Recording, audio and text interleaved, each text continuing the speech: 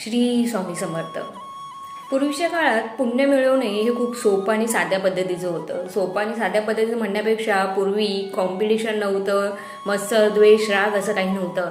तर सातत्याने लोक एकत्र कुटुंब पद्धती असल्यामुळे होम, हवन किंवा तीर्थयात्रा ह्या सगळ्या गोष्टी करत होत्या. सकाळी सकाळी उठून देवपूजा करणे, सर्व विधिविध करणे हे त्यांना पॉसिबल होतं आणि ते फॉलोही करत होते.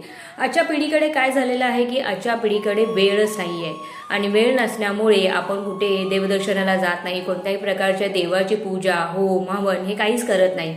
पण गृहिणी म्हणून तुम्हाला जेवढं पॉसिबल होईल तेवढं आपण करण्याचा प्रयत्न करत असतो. तर याच्यावर एक उत्तम मार्ग म्हणजे उत्तम हे आहे की तुम्हाला नामस्मरण करायचं आहे. जपामध्ये जी ताकद आहे, नामस्मरणामध्ये जी ताकद आहे ती ह्या सगळ्या होम हवनापेक्षाही जास्त आहे. त्यामुळे स्वामींचं नामस्मरण सतत करा आणि हेच आपल्यासाठी चांगलं आहे.